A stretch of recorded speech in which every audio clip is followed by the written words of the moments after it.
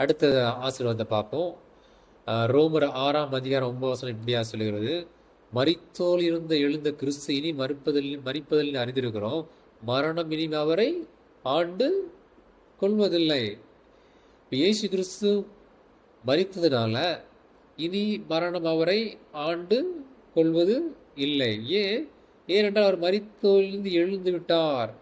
அப்போ எப்படி எழுந்தார்? அவர் மரணத்தை ஜெயித்து எழுந்தபடினால, மரணத்தை அவர் ஜெயித்தபடினால மரணம் இனி அவரை ஆளுகை செய்ய முடியாது, மரணம் இனி அவரை அடிமைப்படுத்த முடியாது. ஏனென்றால் அவர் மரணத்தை ஜெயித்துட்டார். மரணத்தை அவர் ஜெயித்தபடினால மரணத்துக்கு இனிமேல் அவர் மேல அதிகாரம் இல்லை.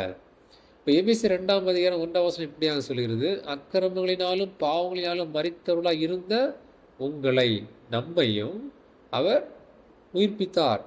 அப்போ நம்மையும் அவர் உயிர்ப்பித்தபடினால இயேசு கிறிஸ்து இடத்துல எப்படி மரணம் ஆண்டு கொள்வதில்லையோ, அதே போல அவரோடு கூட உயிரோடு எழுந்த நம்மளையும் மரணம் இனி ஆண்டு கொள்வது இல்லை. ஏனென்றால் அவரோடு கூட நம்ம என்ன பண்ணுவோம்? இயேசு கிறிஸ்துவோட கூட மரித்தோம், அவரோடு கூட நம்ம என்ன பண்ணோம்? அவர் நம்மளை அவரோடு கூட உயிர்ப்பித்தார்.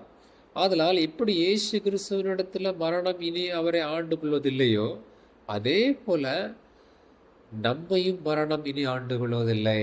ஏனென்றால் அவர் மரணத்தை ஜெயித்தார். மரணத்தை ஜெயித்து அவர் நம்மையும் அவரோடு கூட உயிர்ப்பித்தபடினால நாமும் அவரோடு கூட மரணத்தை ஆண்டு கொள்ளாதபடி நம்மளையும் அவர் என்ன பண்ணியிருக்காரு? உயிர்ப்பித்திருக்கார். பிரியமானவர்கள்,